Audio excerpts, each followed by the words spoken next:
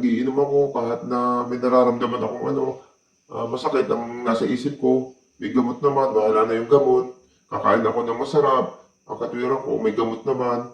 Pero hindi yun ang dapat katwiran kasi yung gamot, sabi ko doon sa mga video, may masamang epekto din. May magandang ginagawa siya sa ating katawan, pero may kaakibat siyang masamang epekto. Kasi synthetic medicine yan.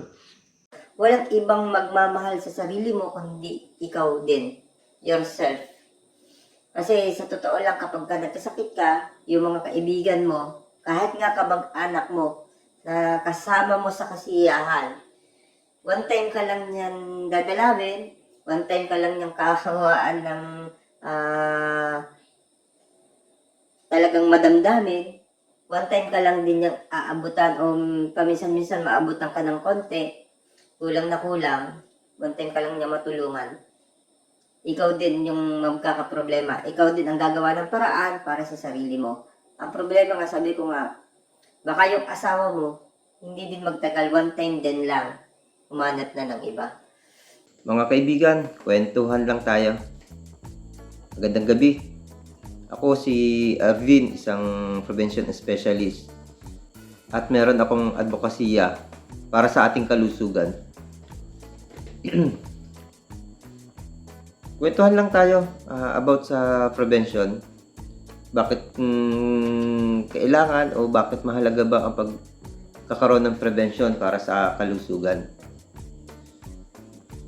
Napansin ko lang kasi habang tumatagal ang pamumuhay natin, masyado tayong relax. Relax tayo sa lahat ng bagay, lalo na sa mga ginagawa natin, sa mga kinakain natin. Hindi natin alintana yung darating na pagsubok ayon sa ating kalusugan. Nagsisisi pagdating ng araw, pag nakakuha na natin yung hirap at pasakit ng iba't ibang klaseng sakit. Mapapakinggan mo sa mga salita ng isang tao nagsisisi na sana nag-ingat na lang ako, sana hindi ko na lang ginawa yung mga nakasama at nagbigay ng daan para magkasakit.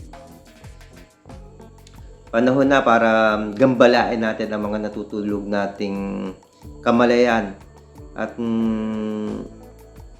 magising talaga tayo sa katotohanan na dapat nag-iingat tayo. Kasi hindi naman lingid sa ating kaalaman yung mga sakit na dumadapo sa bawat isang mamamayan, yung mga pagdami ng o laging loaded na mga hospital, laging punong mga paggamutan. Sana maging alerto tayo sa pamumuhay. Ang pinakamahirap na kalaban sa pamumuhay ng tao, sakit. Kasi andyan na yung lahat na posibleng maging dahilan sa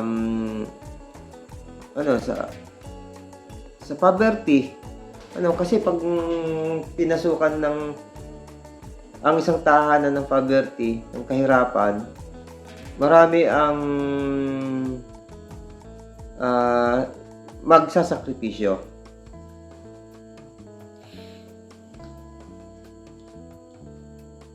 Minsan nakukwento ko nga dito sa mga vlog natin, yung karamihan sa tao, yung walang pakialam sa magiging sakit, kahit na may konting nararamdaman, tinatawanan lang nila. Kasi kala nila, habang buhay, malakas sila. Kahit nga sa pagkain, alam nilang bawal, doon sa nararamdaman nila, tuloy pa rin kasi may nabibili namang gamot. Kahit ako, guilty ako dyan. Kahit ako, nangyari sa buhay ko yan. Siguro guilty ka rin, Kasi baka nangyari na rin sa buhay mo.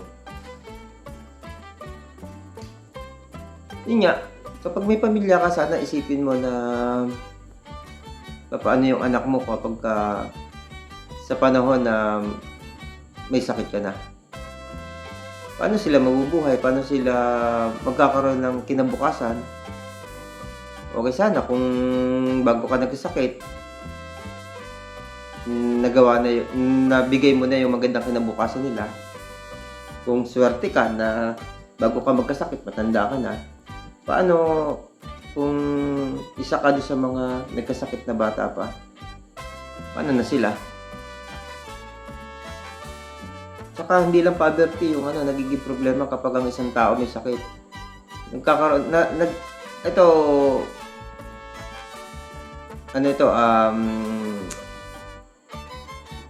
madalas nangyayari. Nagiging broken family kapag nagkaroon ng sakit ang isa sa pamilya.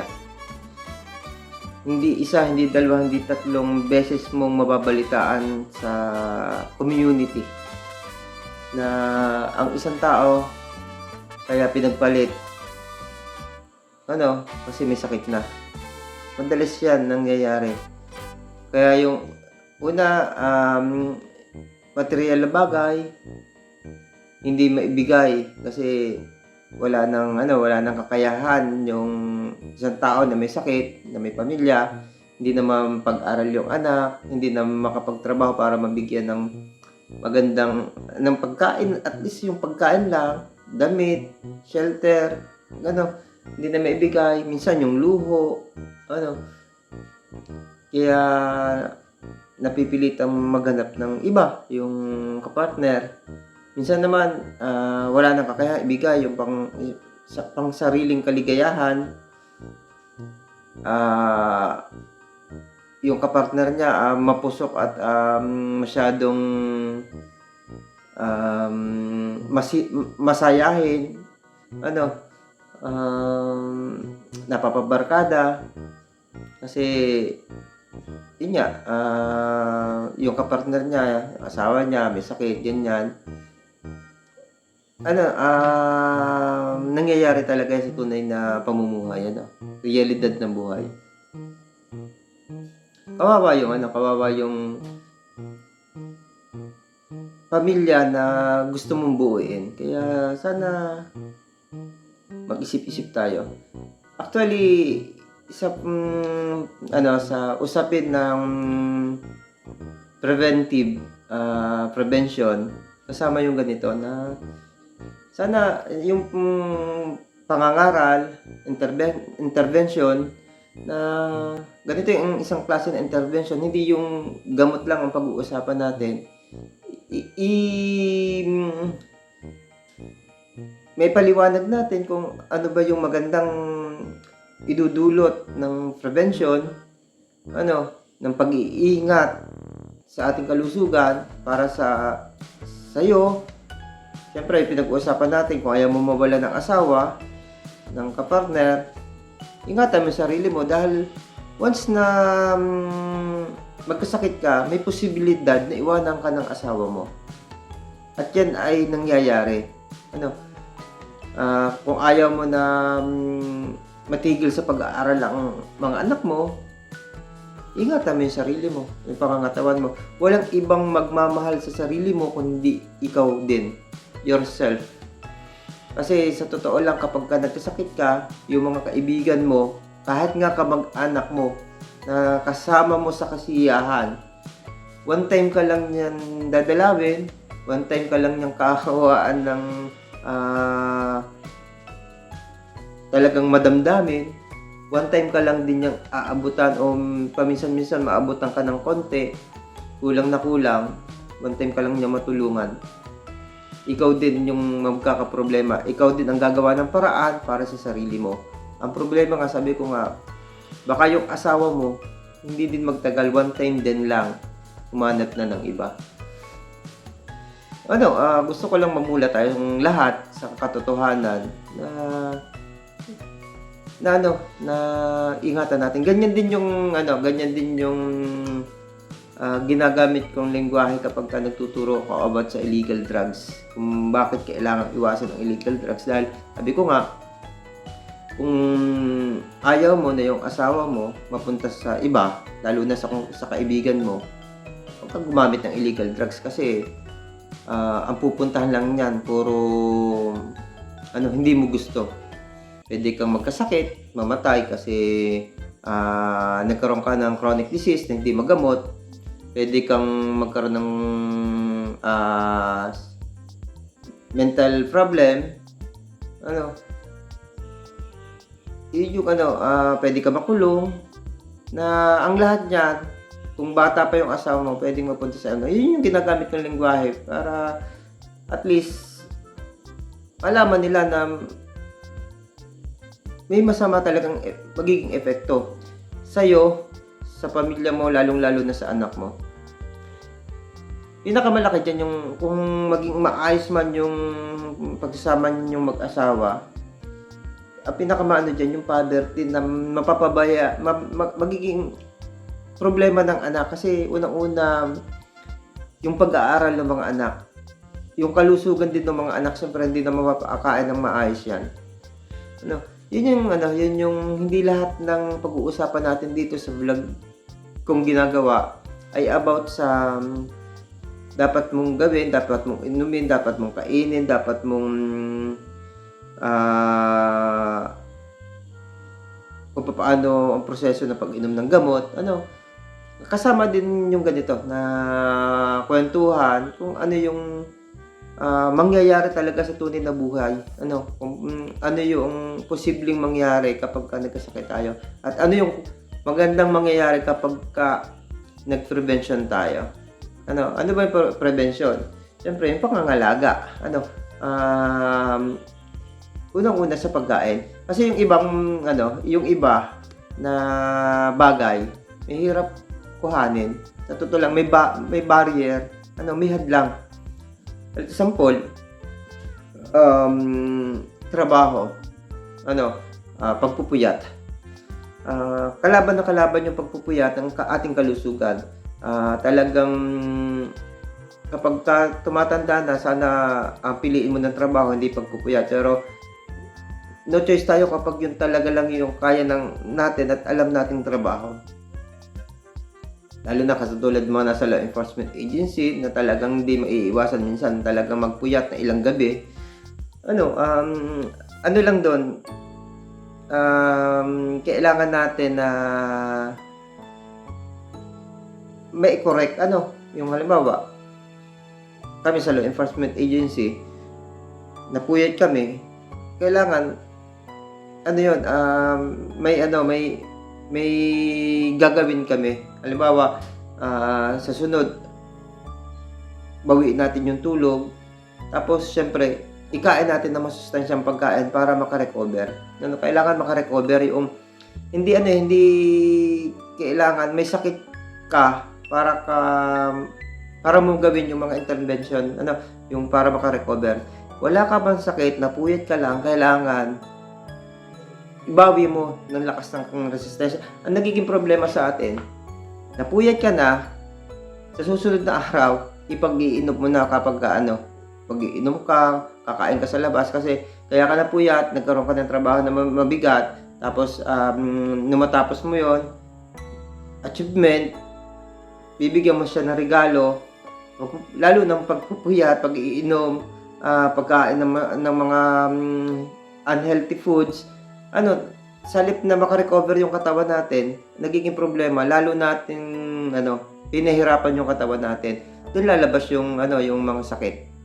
Kaya, ako kanina, meron kaming inatindan na living, may nakasabay na living yung sa simbahan, dalawa yung patay yung naandun.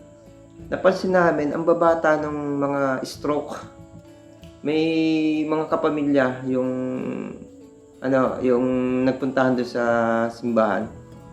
Ang daming may stroke. Mga bata pa. Siguro nasa 50s. Yun yung kalimitan na mapapansin mo na ngayon. Ang babata na nagkakasakit ng malulubha. Yung inatendan ko living, 45 years old, dialysis patient. nagkaroon ng diabetes. Actually ngayon, ang daming may diabetes na bata. Sobra. Dati nung ang airpot ko may sakit, nung buhay pa, sa Chinese General Hospital kami, ang dami niyang kasabay na mga batang may cancer. Cancer patient din yung tatay ko 6 years siyang naghirap sa cancer hanggang sa nawala. Nakwento ko na rin naman yun sa mga vlog na ginawa ko. Yun yung gagawin kong walang sawang pagharap sa camera, pag-upload ng mga video ko sa YouTube para lang makumbinse ang maraming mamamayan na ingatan ang resistensya. Kaya ako nasasabi to kasi namuntikan na ako Namuntikan na ako. Masyado din akong subo sa mga masasarap na bagay. At yung bisyo, nagiinom ako kahit na may nararamdaman akong masakit ang nasa isip ko. May gamot naman, bahala na yung gamot. Kakain ako ng masarap. Ang katwiran ko, may gamot naman. Pero hindi yun ang dapat katwiran kasi yung gamot, sabi ko doon sa mga video, may masamang epekto din. May magandang ginagawa siya sa ating katawan, pero may kaakibat siyang masamang epekto. Kasi synthetic medicine yan. Hindi siya nagpapagaling. Ang gamot po hindi nagpapagaling, bagkus po naayos niya, tinatanggal niya yung sintomas ng sakit na meron ka. Nagpapagaling po sa ating katawan ang ating pong sarili ding katawan, resistensya natin. Yung po ang lagi niyong tatandaan. At ang dahilan po kung bakit po nagre-response ang ating katawan, bakit po nagre-repair, dahil po sa mga sustansya, sa mga nutrition na pinapasok natin sa ating katawan. Yun lang po ang lagi natin tatandaan. Siyempre, hindi magagawa yan ng mga pagkain kung hindi tayo mag-ehersisyo, mapapawisan, gagalaw natin ating mga kasukasuan, magpapainit tayo sa araw, iinom tayo ng maraming tubig, ng tamang dami ng tubig, iinom tayo ng tamang uri ng tubig. Tapos patuloy nating linisin ang ating katawan sa pamamagitan ng mga cleansing. Yan ay sa mga mga pagkain din natin na kukuha, inumin natin na maglalabas ng mga dumi, mga toxic na naipasok natin sa ating katawan. Ang maganda dyan, yung pinya tsaka yung pipino. Napakagandang cleansing niyan. At ang pagpapalakas po ng katawan sa pamamagitan po ng pagkain, hindi po mabilisan na parang magic na pagka uminom ka, kailangan malinis niya ang katawan mo, kailangan malakas ng katawan mo. Hindi po. Ang akin pong karanasan, mahigit na 2 taon na ginagawa ko, paulit-ulit kong ginagawa, kahit sa pakiramdam ko parang walang nababago, ginawa ko siya ng ginawa hanggang sa dumating ang panahon na napansin ko na lang, hindi na ako laging nagkakasakit, hindi na ako siyempre pumupunta sa ospital, hindi na ako nagpapakita sa doktora ko, namimiss na ako ng doktora ko kasi ang lalaki ng gap ng pagbisita ko sa kanya hanggang sa hindi na ako bumibisita sa kadahilanan na wala tayong nararamdaman. Pero mahalaga pa rin po ang blood chem. Yun nga, nakwento ko dati sa inyo, may mga libre naman sa mga health center natin. Tapos may mga health card naman ng mga government local government natin na binibigay sa ating gamitin. Yun, ganun po yung pag-aalaga. Ganun po yung pag-aalaga. At huwag kayong magsawang ibahagi yung mga video kung napapanood nyo sa mga kaibigan nyo. Kasi ang purpose po ng mga ginagawa kong video, ang akin nga pong advokasya, sana dumating ang panahon na mawala na sa mga kabataan, o kung hindi mawala, mabawasan sa mga kabataan na maaga magkasakit. Pero sana mawala, hindi po mabawasan, mawala ang sa mga bata yung maaga magkasakit. At yung mga nagkakasakit naman, yung katulad namin nagkasakit na, sana mapanatili yung normal na pamumuhay. Kasi yung mga chronic disease na dumapo sa amin, hindi na yan mawawala, kundi i-maintain na lang yung normal na pamumuhay dahil sa pag-cleansing namin, dahil sa kinakain namin na masustansya, dahil sa pag-iingat namin. Sana nakapaghatid ako ng magandang solusyon sa mga problema na nararanasan mo sa inyong kalusugan. Bye-bye! God bless you!